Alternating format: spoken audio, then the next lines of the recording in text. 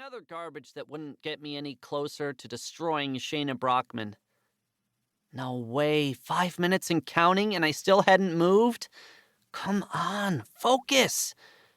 I pulled my chair so close to the table that the edge dug into my chest. Then I cupped my hands around my eyes to shut out everything except the board. It made 0 difference.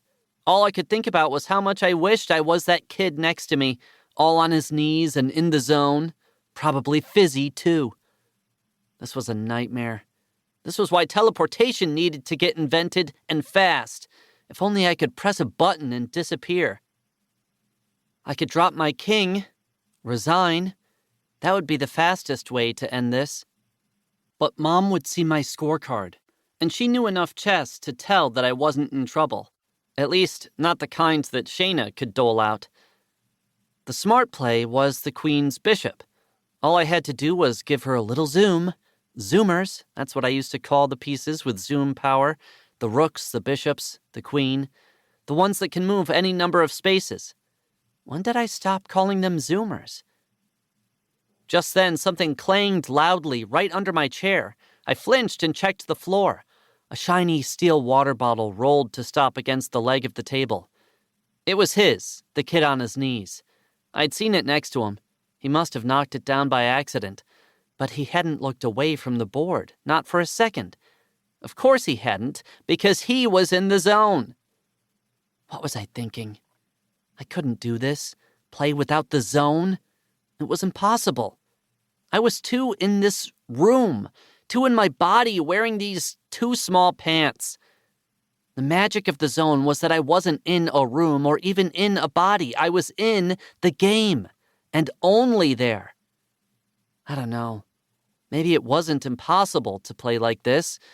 Maybe I was just too lazy to try because it felt so easy for so long, and this felt so hard. Either way, I couldn't take sitting there for another minute. So I ended it. I slid the king's pawn forward and stopped my clock. I wouldn't have to explain a mistake to Mom. Mistakes happen, she'd say. What matters is you learn from them. It took a second, but just one. And then Shayna's smile exploded across her face in a flash of neon blue braces. "Checkmate," she said, and threw her hand in the air, flagging down a tournament director so they could record her win. Fine, so maybe it didn't just happen. I made it happen. Chapter 2.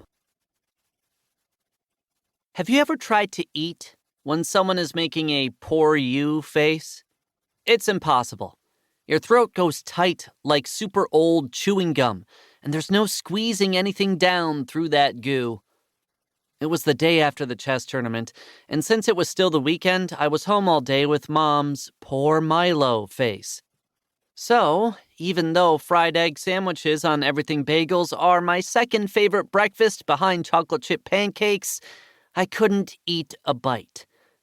Mom's poor Milo face bugs me even when I deserve someone feeling sorry for me, and it was way worse this time, because I didn't.